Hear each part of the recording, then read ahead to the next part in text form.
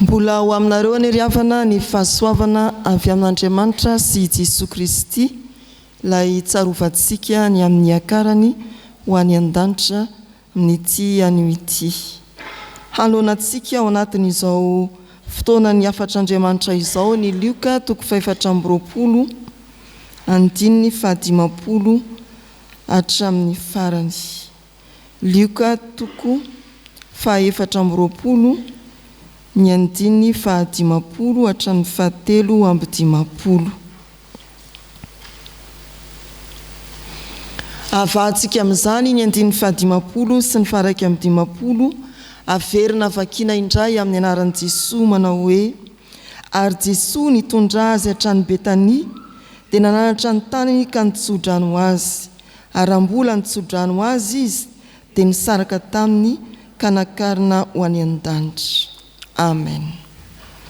Ny fanahin'ny tompony mbola hanavao ny fisainana, ny hevitra ary ny fijerintsika manoloana izao soratra masina izao riavana.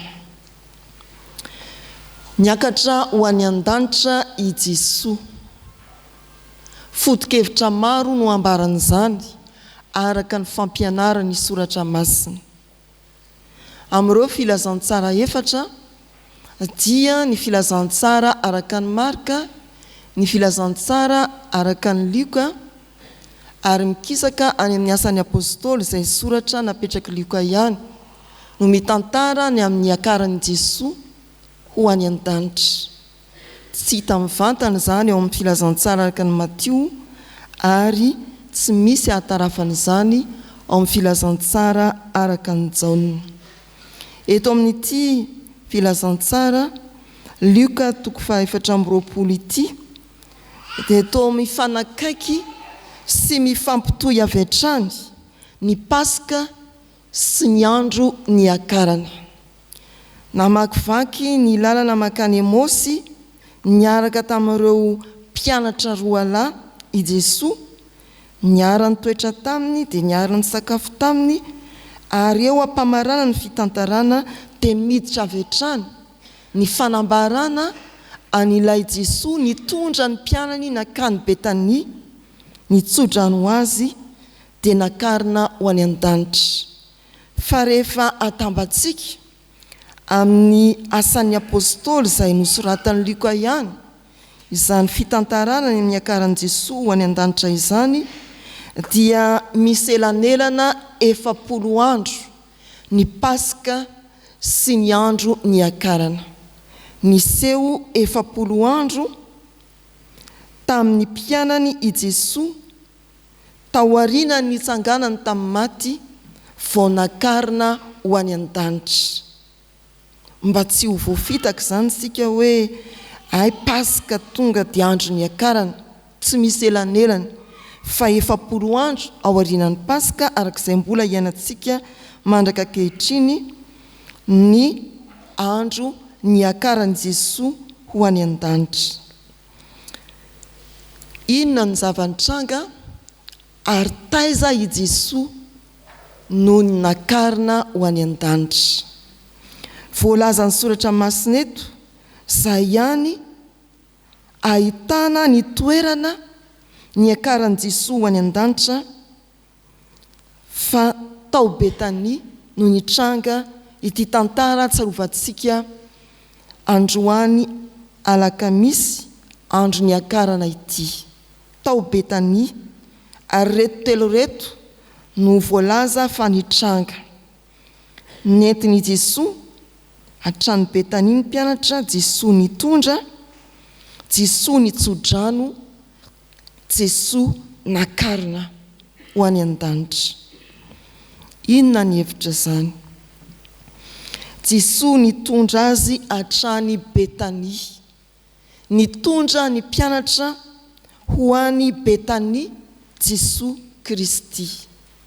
Lay fitondrany Jesosy ny mpianany, tahaka ny fanaon'ny mpamily eo amin'ny familiana, tahaka ny fanaon'ny mpitarika eo amin'ny fitariana, tahaka ny fanaon'izay mitondra eo amin'ny fitondrana. ny fahefany, ny fitiavany, ny finiavany, ny fisavany lalana. Zay ilay Jesosy miakatra ho any an-danitra. Rehefa nitsangana tamin'ny maty izy dia mipetraka eo amin'ny familiana ny fiainan'ny mpianatra, eo amin'ny fitondrana, eo amin'ny fanaovana ny toromarika rehetra. Ary tamin'izao andro ny akarana izao izay tsarovantsika avera ombien'ombieny zany amin'ity alakamisy ity dia nitondra ny mpianatra hatrany Betania izy. Ry havana malala, isika izay efa nankalaza ny Pasika, mino ny nitsanganan'i Jesosy tamin'ny maty, dia tsy maintsy anaiky koa ny fitondran'i Jesosy ny fiainantsika. Tsy maintsy anaiky koa ny fametranan'i Jesosy eo amin'ny familiana, amin'ny androm-piainantsika rehetra. Ilay Jesosy nandresany fahafatesana no apetraka hitondra hanana ny fahefana rehetra eo amin'ny fiainantsika. Izy no araitsika, izy no mitarika antsika, izy no mahatanteraka ny lalantsika. Izany ilay Jesosy nitsangana tamin'ny maty sy niakatra ho any an-danitra. Indraindray isika dia mandeha amin'izay tiantsika andehanana. Rehefa Alahady dia tonga eto, ohatra ny alakamisy hafahafa izany hivavaka. Ahoana marina ny fiainantsika fiangonana, izany atao hoe fiarahana amin'ny Jesosy nitsangana tamin'ny maty. Any izao mety misy sakafo efa vonombonina, fiara efa vonona andeha, mpamily efa miatrana eo amin'ny familiana. Kristianina miazakazaka hamonjy toeram-pitsangatsanganana mba hiala kely ny renivohitra. Fa eto dia misy olona nanaiky ny herin'i Kristy nitsangana tamin'ny maty hanana fahefana eo amin'ny fiainany, mitondra azy ary mametraka azy, hitarika ary hipetraka eo amin'ny toeran'ny mpamily. Ianao zany ry havana, tsy tonga ho azy eto ianao satria alakamisy andro ny akarana ny andro. Farak'ity soratra masina ity dia Jesosy mihitsy nekenao hitondra, hitarika ka tsy mandeha amin'izay tianao andehanana ianao, na mipetraka eo amin'izay tianao hipetrahana. Any koa mbola misy olona matory na manao izay tianao atao. Fa ilay Jesosy nitsangana tamin'ny maty dia kenao anana fahefana hitondra ny fiainanao. Izay ilay voalohany, andro ny akarana Jesosy mitondra tompony familiana eo amin'ny fiainantsika. Tsarovantsika zany amin'ity alakamisy ity. Ekeo hitondranao amin'ny sitrapony, amin'ny fahefany, amin'ny heriny i Jesosy. Fa nentin'i Jesosy nakany Betania ny mpianatra, ary Jesosy nitondra azy hatrany Betania. Betania ry havana dia ilay tanàna ny fihavanana. Tao no nonenan'i Marta sy Maria ary Lazarosy telo mianadahy, sakaiza tsy fohy ary tsy nafohy any Jesosy. Fa Betania koa dia tanànany tsy fahombiazana, lay aviavy tsy namoa, nandiso fanantenana any Jesosy. I Betania dia tanànany ranomaso, ao no misy ny tendrombohitra Oliva, izay toeram-pivavahana, ary nandatsahany Jesosy ranomaso be dia be ho an'izao tontolo izao. Betania dia tanànany tavoahangy albastara, ilay novakian'ny vehivavy ka nanosorany an'i Jesosy tamin'ny menaka manitra lafo vidy, hamantarana fa i Jesosy ilay Mesia.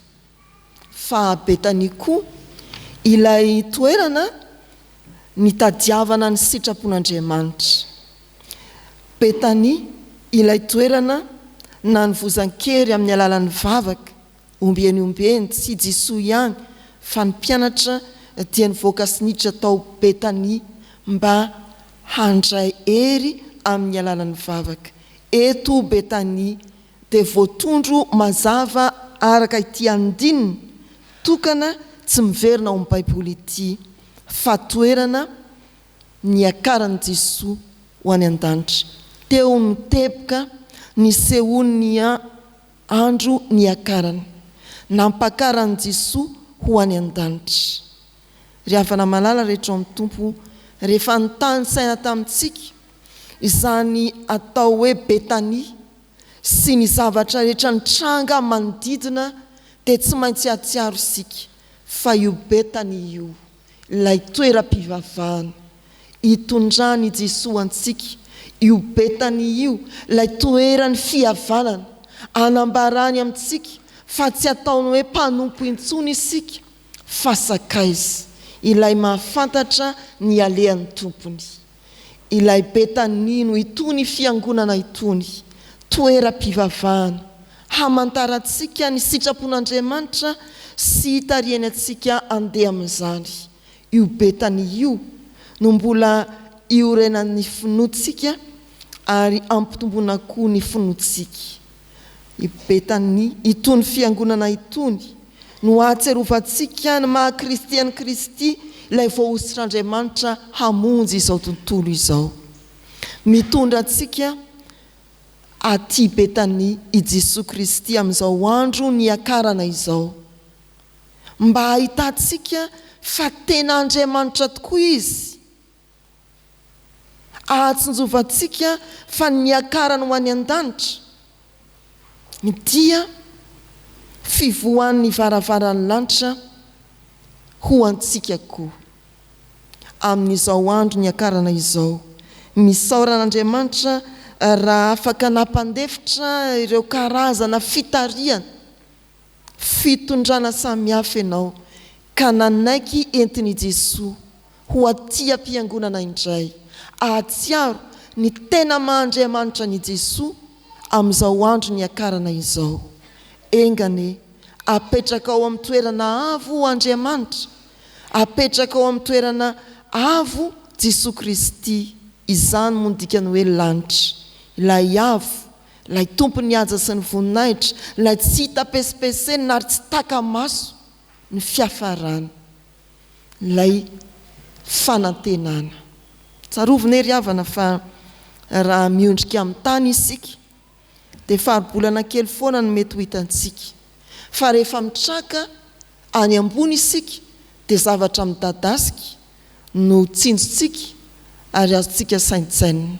Izany no hitondran'Andriamanitra antsika, hitondran'i Jesoa Kristy antsika, hiandrandra ny lanitra, tsy hiondrika amin'ny fahakiviana eto amin'ity tany ity, fa hiandrandra ny lanitra. Aty amin'ny fiangonana toriana aminao izany teny izany, no ambara aminao izany hafatra izany. Tsy ny tany no ahavarinanao araka ny Kolosiana 3:7 teo, saino ny zavatra ny ambony fa tsy ny ety an-tany. Tsy ny tany no ahaseriny deseriny antsika fa ny lanitra no ahadodina antsika. Rehefa miondrika amin'ny tany ny olona dia olona feno fahakiviana, mijery ny fahoriana. Rehefa mitraka mijery ny lanitra isika dia feno fanantenana ary afaka mijery, manana fijery lavitra kokoa, midadasika kokoa, tsy ny amin'izay hita eto ihany fa ny amin'izay ambadika efa nitondran'i Jesoa antsika izy niakatra ho any an-danitra.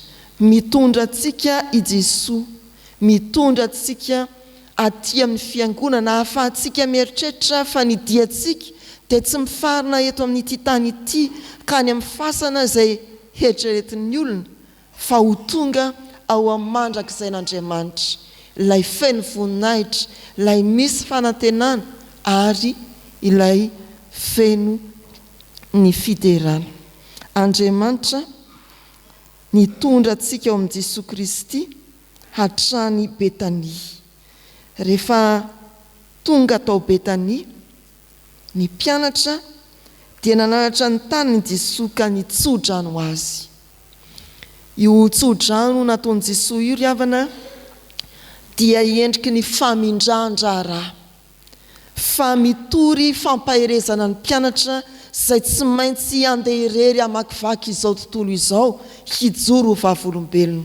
Ary izany no hitantsika eo amin'ny filazantsara araka ny Matthieu 7:20.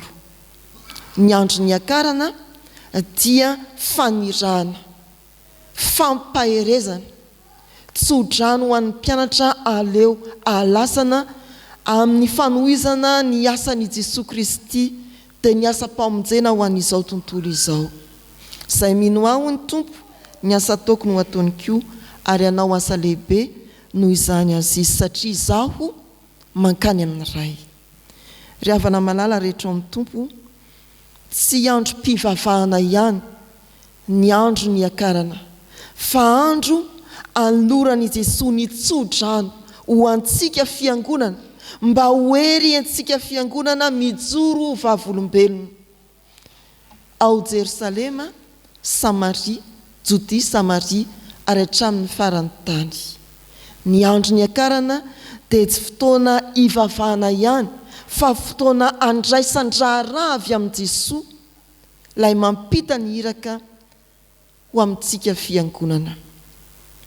Entin'i Jesosy isika ho aty am-piangonana, tsy handray ny fifalian'ny andro ny akarana ihany, fa handray koa ny asa fijoroana vavolombelona itsofan'ny tompo rano ho antsika.